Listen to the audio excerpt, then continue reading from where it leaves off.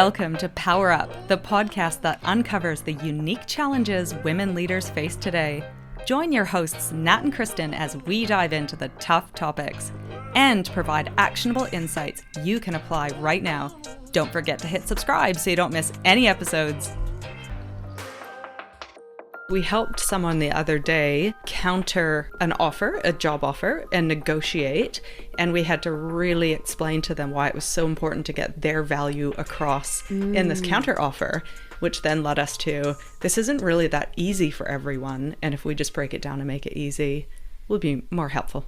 Especially when it comes to us, we were talking a lot last week about how you don't live in a world where you're constantly promoting yourself or articulating your value. And for a lot of people, the first time they do it in years is when they're applying for a new job. So you've got the awkwardness of promoting yourself and then the newness of having to articulate your value. So we would like to normalize that and actually be thinking and talking about our value all the time, so it doesn't feel quite so shocking when you go for a job. But it does mean that we actually do need to put a little bit of effort into it, because it's not something we tend to do all day, every day. Yeah, well, we've talked a lot recently, in fact, about building your personal brand and about your elevator pitch. And so this really just helps break it down and really get into that mindset of who you are, what are you good at, how are you applying them to your purpose every day and making a real meaningful difference in the work that you do? And then finally, how are you building awareness around your strengths? So today we're going to be chatting about finding your strengths. Before we start, I think we should give a shout out to all the people who are currently walking or treadmilling while listening to us. We keep hearing now people are like, I put you in my ears and I clear my plate and I go out for a walk and get inspired. And I'm like, it's so funny to think people listening now are out and about doing their exercise.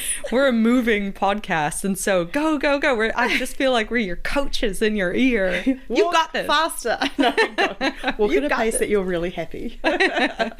No, I love it. I love it. Fair. So shout out to you. So today is all about how to find your strengths and why it matters. And then we're going to share what ours are, because I don't think we've shared them with each other, but it will be useful for a number of reasons.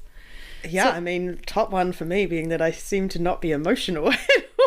Ruthless. You're so cold.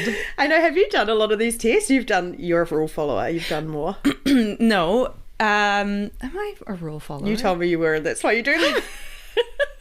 Am I a rule follower? I don't think you Harmony. I think harmony. I like keeping the peace. I haven't done a lot. In fact, there came a point 2 years ago where I was struggling with my leadership identity and who I was and what I was good at. And so my first port of call was to ask people. And so I recall asking a few people who worked for me, what do you feel my strengths are? And that led to me going out and seeking a personality test, which is, I think I did the one that we're talking about today, because when I redid it yesterday, I was like, oh, I remember these things.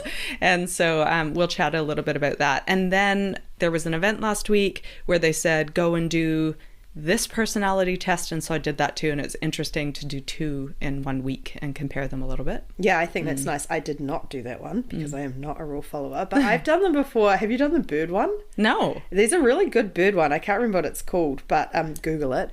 And all my friends did it at the same time, because they basically, the bird types are like peacocks. So that's sort of the life and soul of the party, and the show off. The owl, who's the wise academic style, the dove, the peacekeeper. And we found it really interesting to find out how different we all were and what that meant for our friendship as to how we had to interact with each other and what motivated each of us. So highly recommend doing a bunch of them, because we love learning about ourselves, right? Well, and I know a lot of workplaces do the DISC profiles, and I can guess what we are. We're very high in the D and I category, dominant, and I can't remember what I is, influencer, I think. And then there is another one, which is all based on this Myers-Briggs and kind of what quadrant do you operate in as a human. And the reason managers like doing this is because they want to individualize and personalize their feedback and their operations. And so it's useful to know how people might relate or not relate to one another, I think. But the reason I like the strengths test is because it allows you to find out what your strengths are as opposed to maybe your personality traits and approach to the workplace. I agree. And I think from a leadership perspective, if you're managing a team or leading a team and you know what their strengths are, it makes it so much easier. In this situation, this person's going to thrive. They're not going to thrive in this situation. So don't put them in it. There's some really easy wins you can make just by understanding people's strengths. Yeah. We used a free website and it's high5test.com, and that's the number 5. high5test.com, and that's free, and it's similar to Clifton Strengths, which equally looks great, and that was the one I did last week as well, and that was, I think it was $20, that one. Right. So there's a cost to that. Yeah. And for anyone who's out walking at the moment, I presume we'll link to these. Yes. Don't worry. Don't stop. Keep going.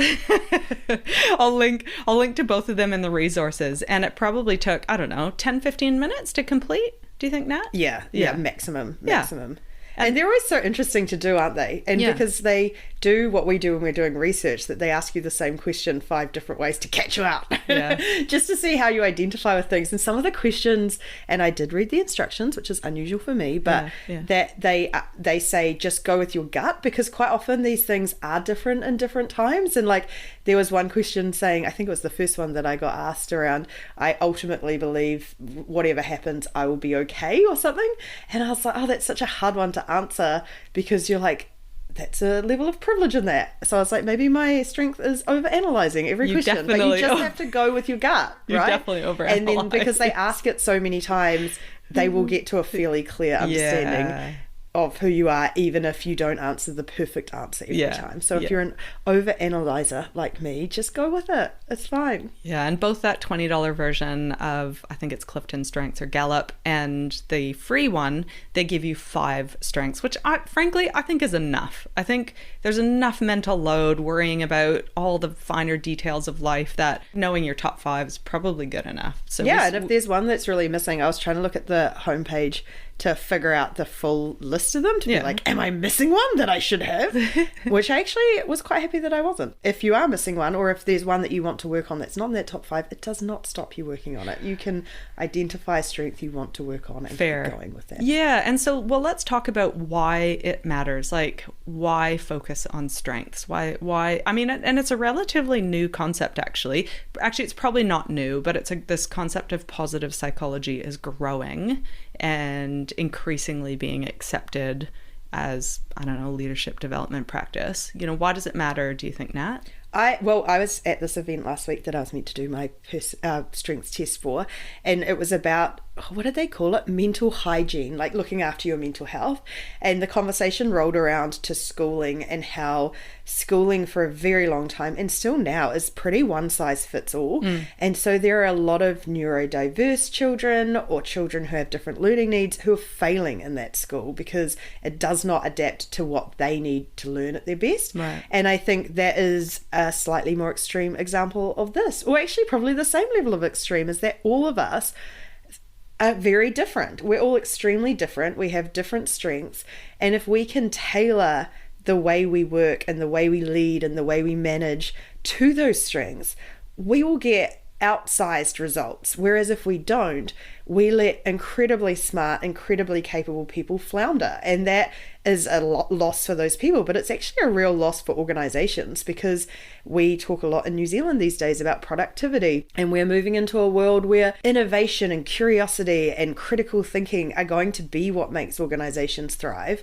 So these are all the tools we can use to really maximize the value individuals can add when we know what it is. Yeah, and I love that idea of you are uniquely you. And by understanding, having an insight into your unique qualities and abilities, you can better understand how you're applying yourself to work, what you should be aligning yourself with, and that you indeed are unique and exceptional. Because if you think of all the different strengths and the permutations of strengths, and we'll chat about how different ours are, which I trust they are, I just think that's an incredible place to be, even for the smallest thing. If you're in a meeting, your perspective has come from your strengths and your lived experience and is unique to you, and the world needs to hear it. I don't know if I've said that No, properly, I but think it's like, that excuse of I don't have anything interesting to say, or everyone else has thought it. And I can put an actual number around this because they did mention it at this event. Yeah. With Clifton Strengths, the odds that someone shares the same top 5 strengths as you are 1 in 33 million. Like, that is how unique we are. And I think most of us go through life thinking what feels natural to us is normal, but it's not. It's us, and everyone's normal is so different, and there's beauty in that, right? When you start to realize how diverse, and we talk a lot about the power of diversity. It's been proven over and over again to help organizations outperform on virtually every measure. And this is an example of why, because when you have those diverse perspectives and those diverse strengths, you're creating these really robust organizations. And I think when it comes to, we talk about self-awareness, but self-confidence, I think if you walk into a meeting and instead of thinking I have nothing unique to add, go, well, there's a 1 in 33 million chance that someone here thinks like me at all. And so whatever I have to say is going to be different and valuable to this meeting. And I think if you apply that across a lot of things we do at work, it really should give us all confidence that just that perspective being different is valuable. Love the idea of understanding yourself, and there's power in that, and you feeling confident that you uniquely are, I don't know, built to have these strengths that no one else has. And so we often, these self-limiting beliefs of I can't, I won't, I'm not good enough, the focus on the weakness, I need to get better, I have to develop. In fact, you've got these innate strengths. Your energy, number one, is better spent on going, I'm unique and I'm really good at these things. And it's probably so much easier to hone those than your weaknesses. And I know that has been this idea of focus on the positive, and positive psychology is really about, you can spend all this time and energy on honing out weaknesses and becoming a generalist. And I think they're absolutely rounding out some edges, and communication and relational stuff is really important in the workplace. But doubling down on your strengths is actually really positive. I agree. And I'll use sports as an example here, because Kristen loves sports. I am terrible at surfing.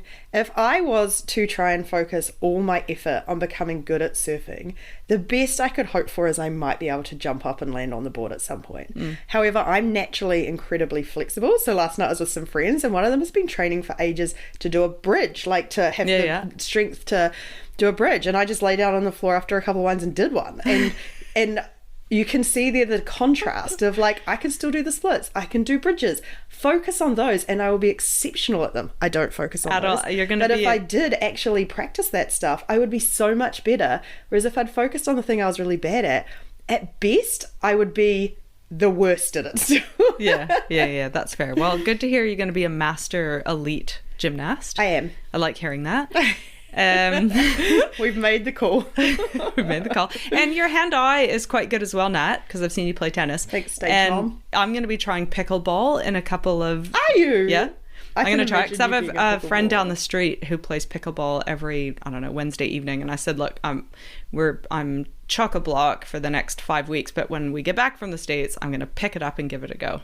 So pick up your thwacker. You might want to as well, because that is a strength of yours, hand-eye. I'd be into it. And the other thing I was thinking, just as we're talking about the combination of strengths, is I may be a master Olympic level gymnast, but I also might have another trait, and I'm going to take it away from the sports analogy now, but when you're thinking about a work context, a lot of women identify as being very strong doers, like very good delivery.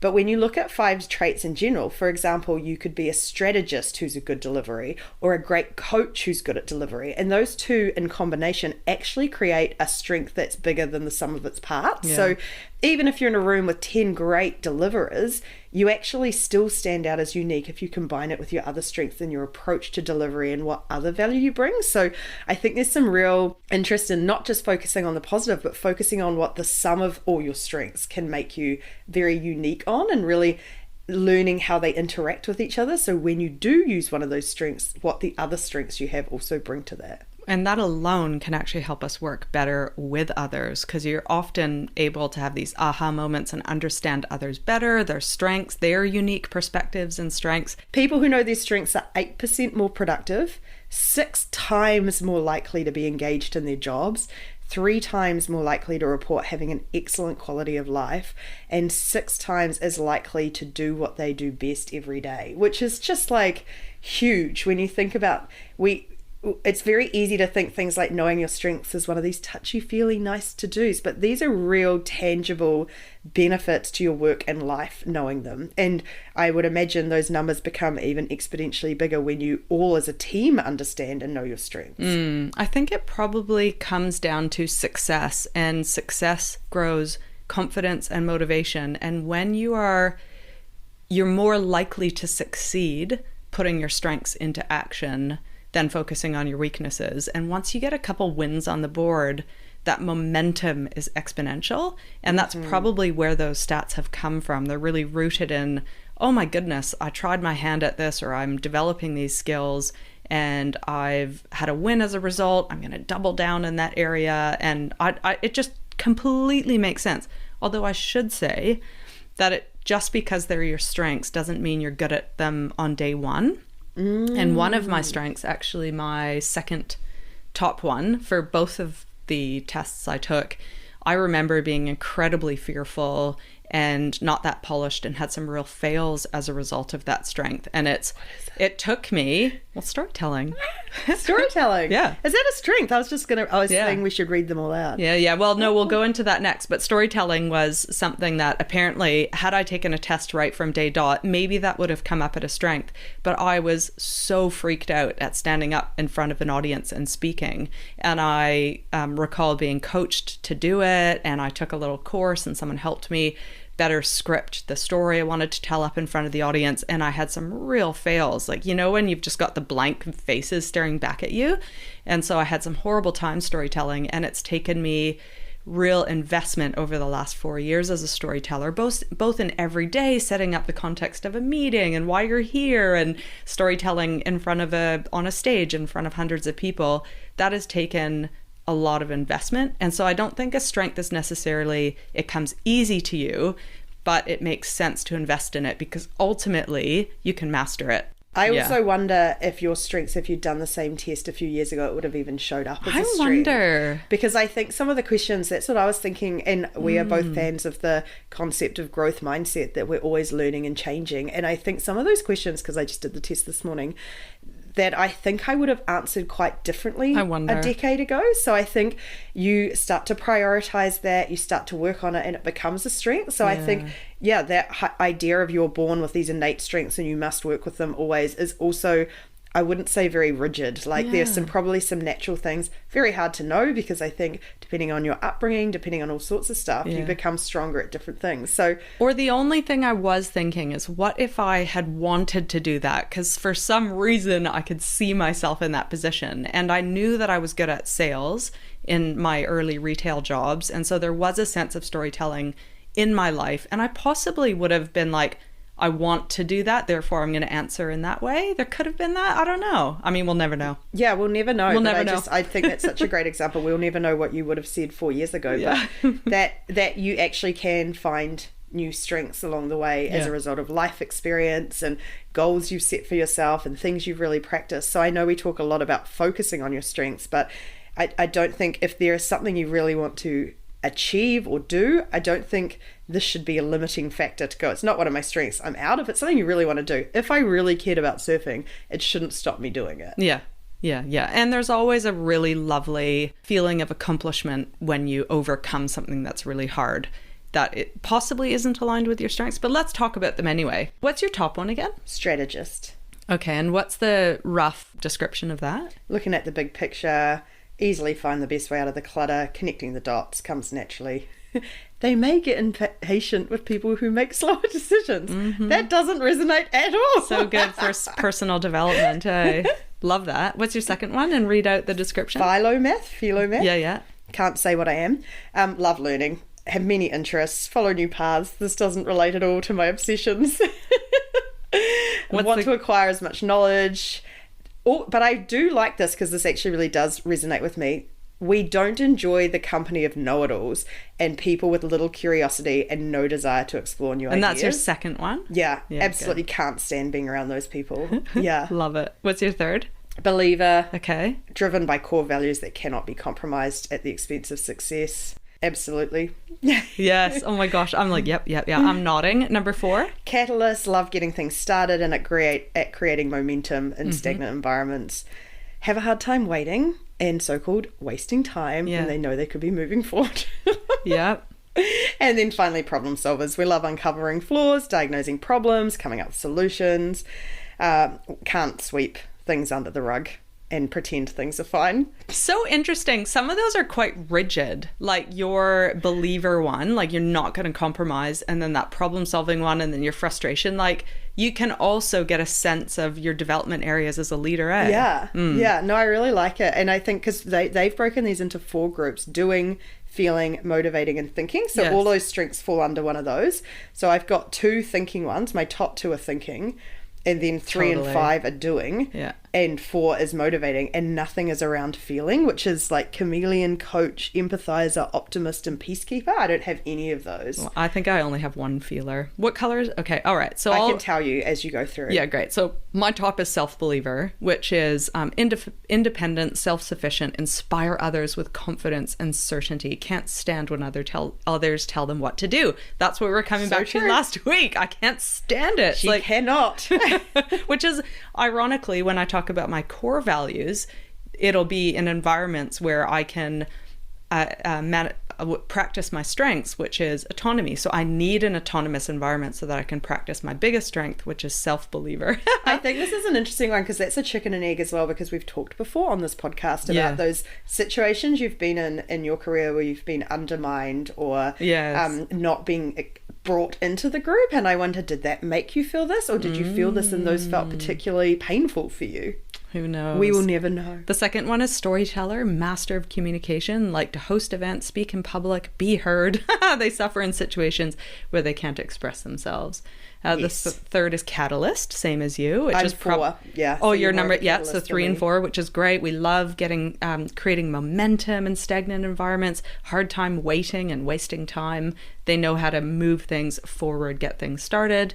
The 4th is deliverer, because I remember telling you that one of my core values was delivery and possibly one of my superpowers. And sure enough, it's come up as strength number 4. And this is where, when you said I'm a rule follower, this is it. This is, they follow through on their commitments. I 100% do. If there's a deadline, if there's an expectation for something, I've committed to something, follow through on my commitments, appreciate, because I recognize it says they appreciate that this builds trust and respect. And I feel terrible if promises are broken. And then the final one is the philomath, same as you.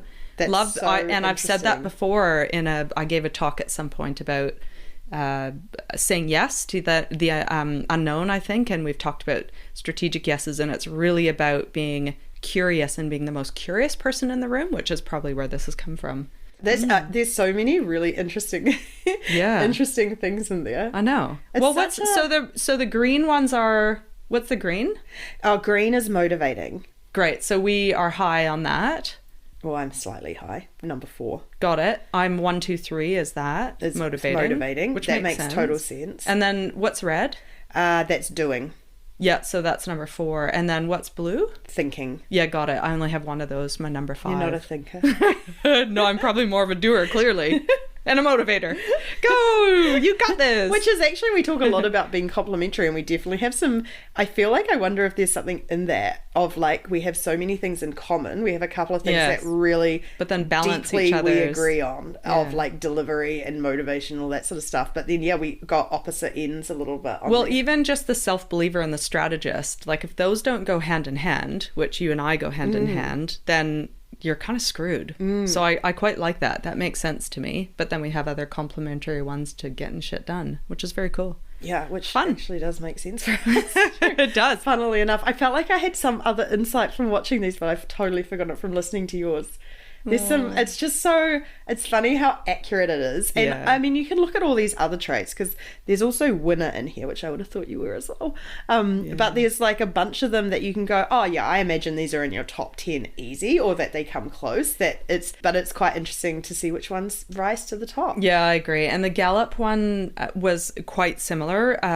Number one was activator, which I would say that's similar to the catalyst. So that came out strong in the Gallup ones. Maximizer, which is motivating others, that came out strongly. So I think, you know, you could do either or if you want to pay for the Gallup one or not. Yeah, number 5 for me was competition and liking to win. I recall a few more questions with the Gallup ones about winning and not winning, whereas this one didn't have that. Oh, I got a few. Oh, you might not have even noticed them. No, one of them was something like, it is the most important. Gold is the only medal worth going for. Oh. I was like, strongly disagree. Oh, where I was like, probably strongly agree. You win. I'm a participation medal kind of gal. Oh, I love it. Amazing. Well, that's so cool. We would invite you to do one of these tests, and we want to hear from you about what your strengths are. Just hit a quick reply. And next week, why we wanted to build this into a 3-part series is because once you know your strengths, we want to kind of dig into how to apply them next week, both to your career, in your role, and then the final one, which is the most key, which is what triggered this whole podcast series, was how to build awareness around them. Like, this is where you get to remind your organization and be seen and be heard and be uniquely qualified to be promoted, to be given a raise. If you're going to counteroffer or negotiate, you have to know these things and how they tie in. So we'll round that out with the build awareness and why that's so important. The only thing I would add to that, because we did get that piece of feedback, I think it was last week, from someone who said, I was interested in coming to a power session, but it felt a lot more about self-promotion and like learning how to showcase your value, whereas I actually need the tangible skills to be able to lead.